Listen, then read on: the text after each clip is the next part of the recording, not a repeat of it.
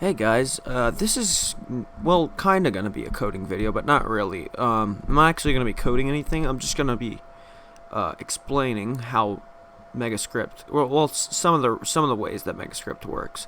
So, right here we've got our list of things that we're gonna explain. First of all, we're gonna explain how the MegaScript environment works.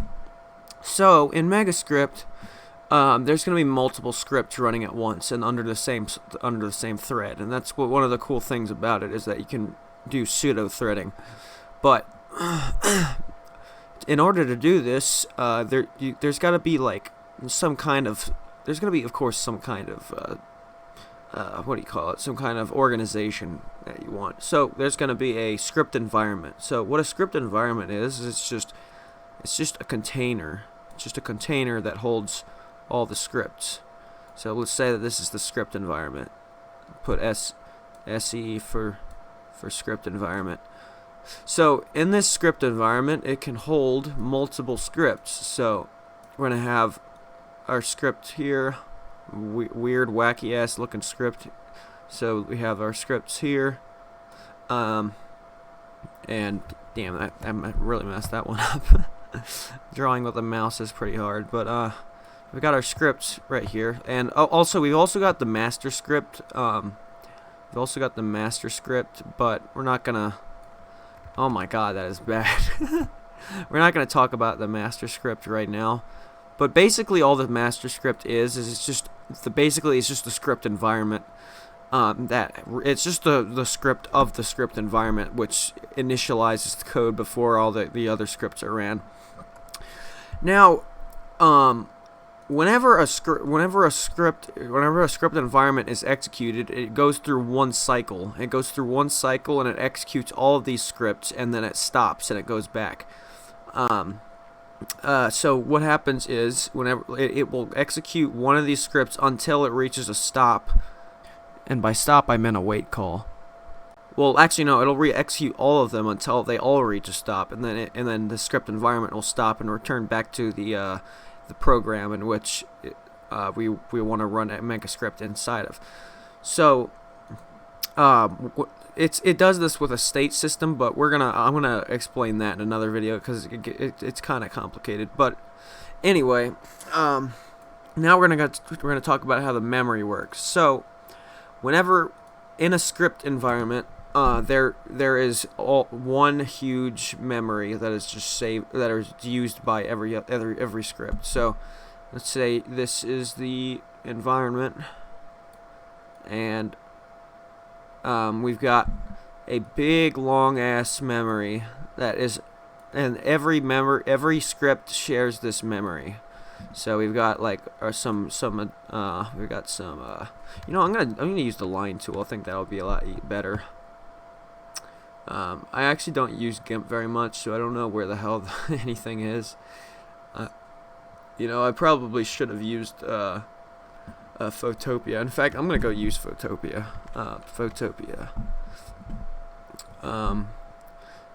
But basically,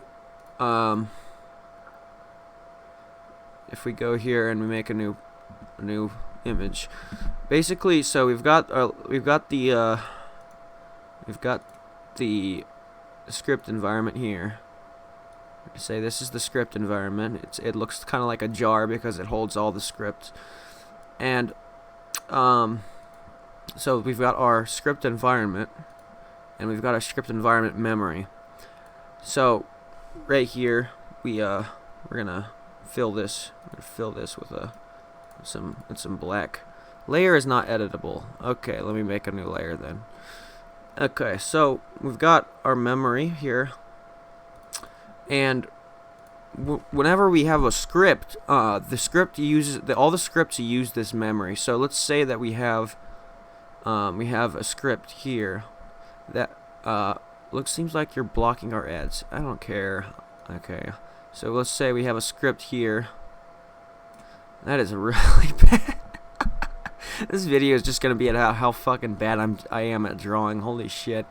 But basically, we have this script here, and let's say that this script wants to have some memory, so it will request memory from the script environment, and we're gonna have, let's say we have this memory. This script is gonna be green. So this script will request memory by allocating, and it will open up a new memory range. It will open up a memory range inside of this script. Why are you not green?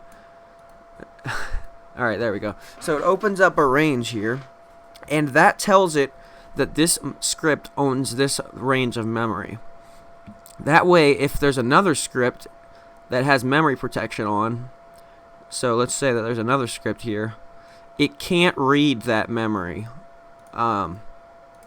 It won't be able to, it'll just, if it tries reading it, it will just appear to that memory as if it was zeros. So, or that script as if it were zeros. So we have another script here. Say this script is blue. And you know what? Let me make this other one green just for completeness.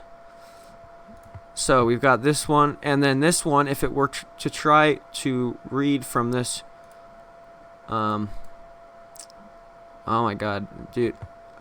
WebGL. Oh, okay. It's trying to do some graphics, damn. But yeah, like if we wanted to read from this, if we wanted to read that one, it would just appear as a 0 because it can't really, it has memory protection, so it can't read that. And I have I actually made a memory finding algorithm which is really simple but really fast. So it's a lot better than just literally having a giant fucking array that puts like values for every address. Instead, there's a bunch of ranges. There's a bunch of range values, and those ranges are owned by a script. But anyway, so now we're gonna explain the script stack. So every script actually has its own stack. For the memory, it's all one stack, but or for the memory, it's all one memory. But for the scripts, each script has its own script stack. So we're gonna go and open this, and we're gonna say that this is our script. So we've got our script here. So this is our script. And, oh, that one actually looks pretty good. Okay. But anyway, we've got our script, and then we're going to have a script stack. So we're going to have this. Let's say this is the stack. So this is the stack. And whenever we want to push some numbers on here, we're going to push a number. Basically, if it were like a really simple programming language and all the values were the same size, you would just push like the binary on it. And so let's say it's like a 4-bit number. We just push 0 on there. We would have that, and then we would stop there. Like this is, let's say that this is just a separator. And then if we wanted to push another one, we would increment the stack pointer, and then we would push another. Another number. So let's say we push 1. Let's say we push a binary 1 on there, and that would be 1. And then whenever operations are done, they would just pop these off and then add these two, and then push back on. It would push the 1 back onto the stack. So it would remove those and then pop one result onto the stack. So it would pop 1 on there. But now the problem is, whenever we have a complex programming language that has multiple data types, it will conflict because you won't be able to know which data type is on the stack. So to solve this, we have a single byte identifier. So whenever let's say that we push a 16-bit number onto the stack, we're gonna push. Let's actually do like some text so that it's a lot easier. Deja vu sands loaded. So let's say, that's pretty small. Let's make this bigger. So let's say that oh my god, that's actually too big. Holy shit. Let's say we got that. Come on. Okay. I don't know what it's doing. 0. Yeah, there we go. That's better. but I gotta move it. There we go. Okay, so let's say we pushed a 16-bit number on there, and we're gonna have 1. Or actually, let's make this 2 instead of 1. I put actual 2 there. Okay, but then alright, so now we have a problem. How are we gonna know that this is a 16-bit number? Well, we're just gonna have a single byte that tells you. So whenever we push that on, we'll push the 16-bit number on, but then after we push it on, we're gonna push an identifier byte on there. So let's say that the 16-bit identifier would be this, or let's say it's 4. It will push that identifier byte on there, and that way, whenever it wants to push something else on there, or whenever it wants to pop it off, it will read this number. It'll read this, and then it will remove that, and then it will know that it's a 16-bit number, and that's how much it needs to subtract off. So it'll subtract 16 bits off. And this is gonna be well, it already is. This system works pretty well. It obviously takes up a little bit more space since it adds all those identifier bytes, but 1 byte is not that much in comparison to how fucking huge programs are nowadays anyway. But let's say that we also want to push a symbol onto the stack. Well, right now it pushes the index onto the stack. I'm gonna make it push the ID instead, because there's gonna be some problems that occur if we do index. Like for example, if you wanted to push the symbol onto the stack, but then you interrupt an operation. If you interrupt an operation, then it will go and do all kinds of other stuff and then return back. But at that point, it likely will have changed the stack, and by stack I meant symbol table. Sorry about that. To the point that that index is not correct anymore, because there will be there'll be variables that are removed and stuff. So instead, the ID should be pushed onto the stack, because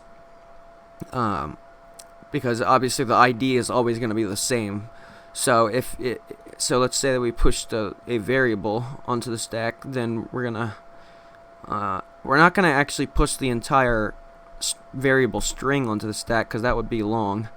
Instead, what we're gonna do is we're gonna push the ID. So let's say that we have why is this green? Okay, so we're gonna push the we're gonna push the variable ID onto the stack, and we're gonna push a 32-bit number onto there, because let's just assume that it's 32-bit. So we're gonna say it's 2. The ID is 2, and then we're gonna have, after that, we're gonna have the symbol ID, or the symbol data type.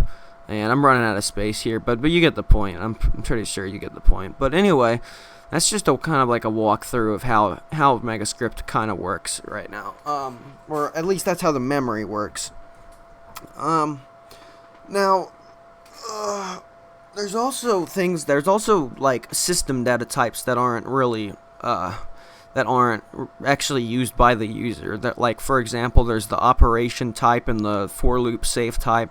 And these are just, all that these are they're just ways for the program to know where to return back to once it's done with like a for loop or a function or a call or something like that, or a while loop, or yeah.